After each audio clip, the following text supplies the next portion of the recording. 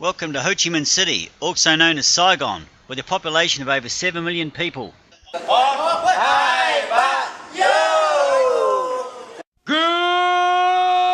morning, Vietnam!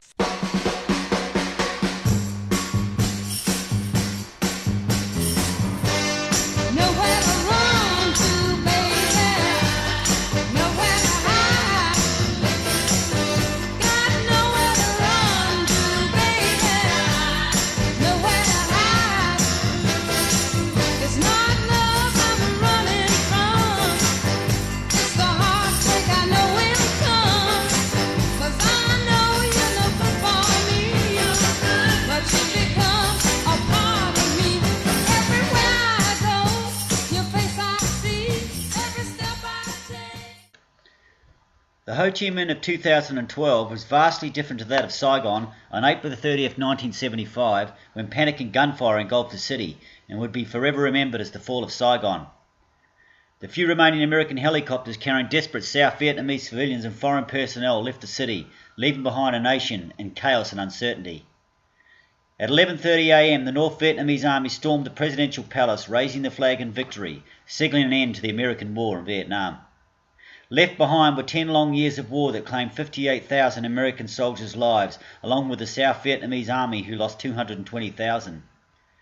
The NBA and Viet Cong estimated death count, attributed largely to years of sustained bombing, stood at over 1 million. There was also the loss of Allied forces, in particular the ANZACs, in which Australia lost 500 servicemen and the New Zealanders around 55. Australia's 1st Battalion arrived in Vietnam in 1965 and other regiments soon followed. Numerous battles with enemy forces took place before troops were finally withdrawn in 1971 and 1972. On ANZAC Day, on 25th of April each year, we honour our fallen soldiers, with many making pilgrimages to sites like Gallipoli, Kokoda and Tobruk. But it is in recent years that a lesser-known sacred ground is gaining recognition, with young and old making the long trip to pay homage to the bravery, sacrifice and mateship of ANZACs in the field of battle. Near the city of Vung Tau, 125 kilometres from Ho Chi Minh City, Saigon, the Battle of Long Tan took place on the afternoon of August 18, 1966, some 5 kilometres from the Australian base at Nui Dat. There is a revered sacred ground that pays respect to the sacrifice of the many servicemen past and present representing their country in combat, that also brings forth the spirit of the ANZACs.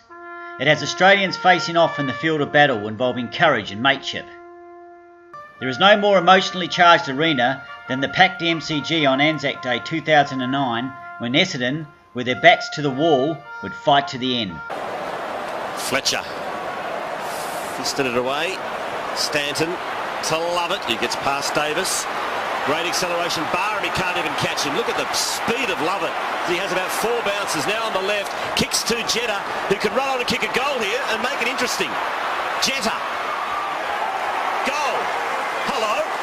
Deckens, Lovett has a go. Did he get it high? No, he didn't. Davis swings it out on the full. It's a bomber free kick. Dyson is a left footer. He's the right man for the moment. He spears it home. And the margin is just 2 points. Ryder sandwich between 2 pies. Back of the Packers, Winderlick.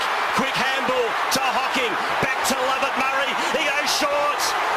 It's a mark to Zaharakis. Zaharakis has kicked a goal. The Bombers are in front of the G. To this, and Ryder rises to the heights again. Tuvey tries to crash through. As that time, it's over. The Bombers have won it. They have snatched victory from the jaws of defeat. Australian rules football, the very core of mateship. It not only symbolises the importance of banding together for a common cause, it brings together all creeds and colours and nationalities to play and support the game. It also gives the up-and-coming kids a chance to embrace that AFL code and develop social skills for the future. As many countries and at home in 2012 beam into the MCG for the traditional ANZAC match, in a revitalised Vietnam since the 1990s that has seen economic growth and in recent years a boom in tourism, on ANZAC Day at Long Tan Cross around dawn, the air will echo with the sounds of the last post. On the weekend before the service, on the 21st of April, the 3rd annual ANZAC friendly AFL match will be played in nearby Vung Tau, which had humble beginnings in 2010. with a game between the Hanoi Hawks and the Saigon Swans. Today is much about Vietnam 2010, a wonderful country that invites us and allows us to stay here having an incredible time. Today, we wear two armbands, we remember two lots of people, and there is one relationship. And we hope that our match here today helps develop that relationship between two strong friends, Australia and Vietnam.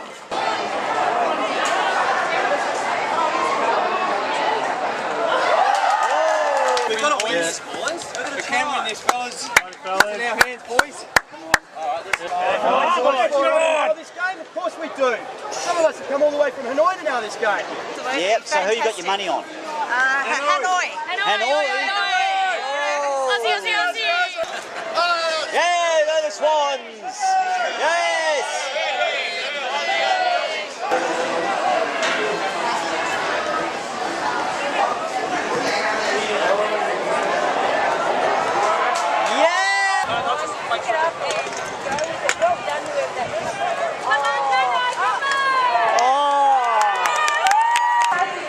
We play the true spirit of the ANZAC weekend. Can we give another shout out to all of the boys out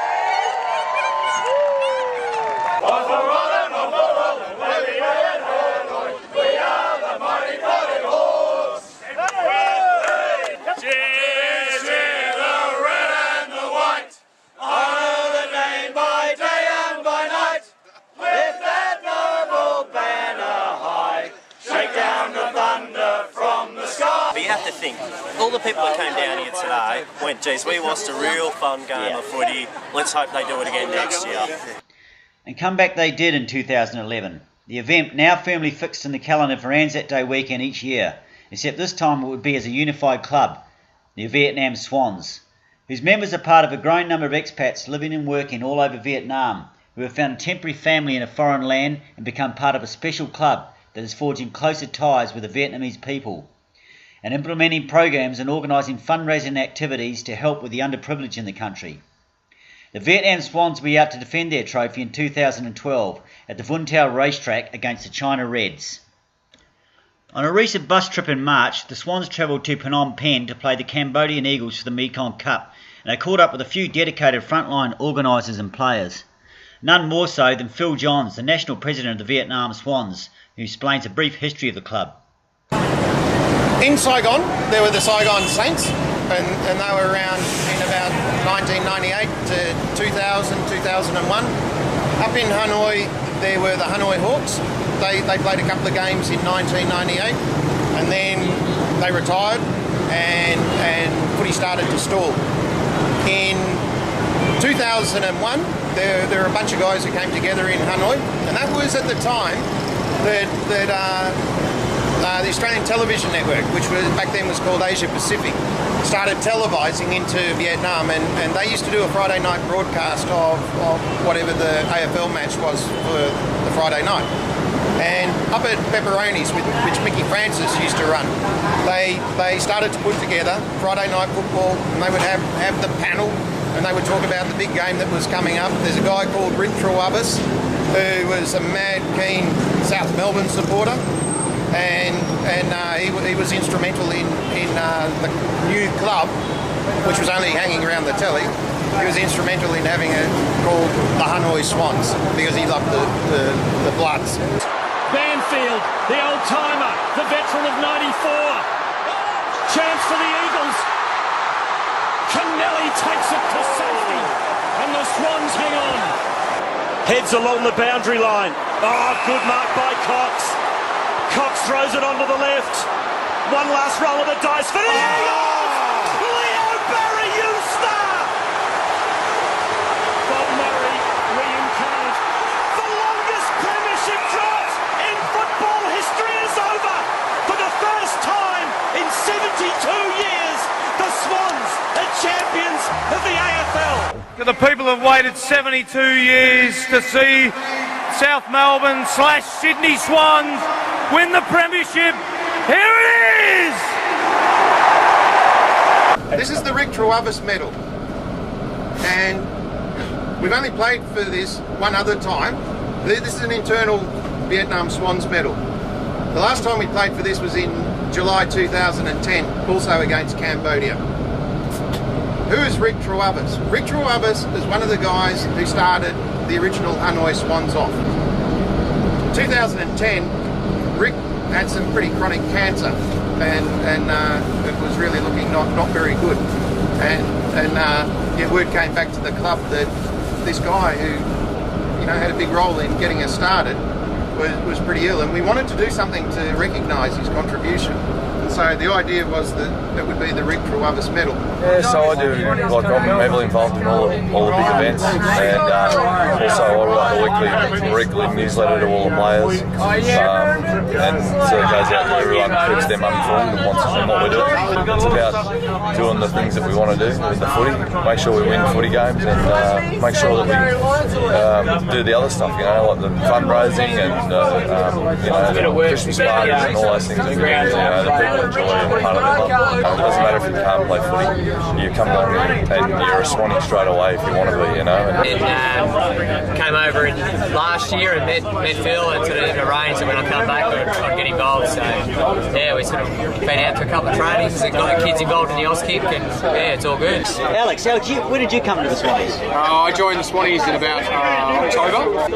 Did you feel like you were welcome into the clan? Yeah, from day one. I sent an email off on Friday morning, I think, and got a phone call Saturday morning saying training this Saturday afternoon, you better be there and come for a beer afterwards. So absolutely from day one, the Swannies have just been welcoming and always saying you have to come, you've got to do this. So yeah, a really good family to be involved in. I'm sick of I've got no one to vote for next election, so I think Phil Johns should be Prime Minister of this country. Phil Johns cares about his people. Right. He cares, doesn't he now? He does, yeah. He loves the people. And he builds bridges between countries. Well, I came involved in the club when I was approached out of the Fontaine Cross by the defence attaché and said there was a meeting going on with two football teams, and I thought, has Vietnam got a football team? And since then, I got involved with the Swannies. It's really gone from the first game, the Swannies turned around and spoke with Bill Johnson. I said, how many people are you expecting? He said, if I get 50, it'll be good. There was 500 turned up. Last year, 600. And now, this year, it's going to be really big. So, Michael, when did you get involved with the Swans? What year was that? 2004. Well, first year we had a couple of visiting teams, and then first game we had was in Hanoi against Bangkok Thailand Tigers, and they beat us by a goal. In 2005 we went to Malaysia, our first overseas trip, and that was 14 inside and we had 15. Interchange bench was a little busted plastic chair on the oval. A year or two we've gradually spread what we've done as a club. Phil and I had been sort of chatting about what we could do as a community group rather than being a bunch of blokes just running around in the footy and drinking beer and having fun together.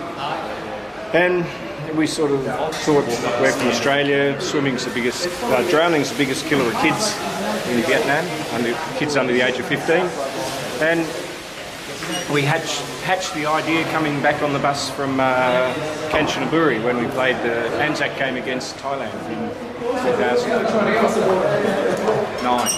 We wanted to make sure that we could find a group that was doing train the trainer, not just teaching kids to swim. We wanted to grow, sort of spread out so that the coaches would become coaches themselves, coaches of other coaches. So eventually, I was hunting around and we came across this mob in Hoi An that had that exact plan. That they were going to use the phys ed teachers from the local schools, working with the education department, teach the phys ed teachers how to be swimming coaches and how to coach the other teachers. Didn't know nothing about Vietnam when I landed.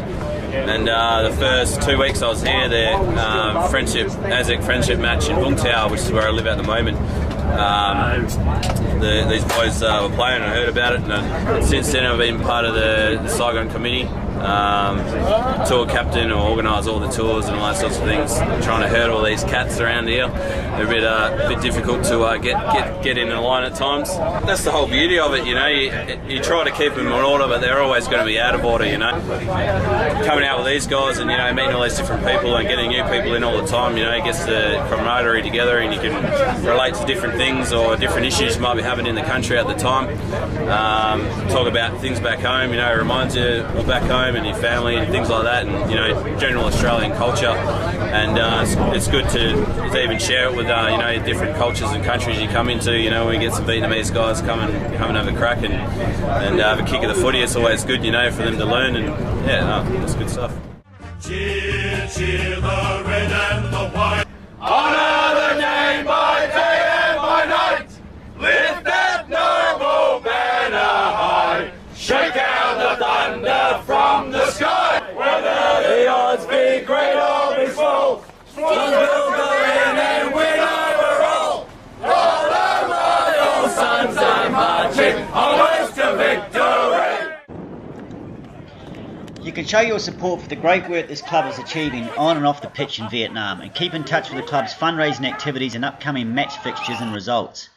You can visit the Swans website at www.vietnamswans to learn more about the special club.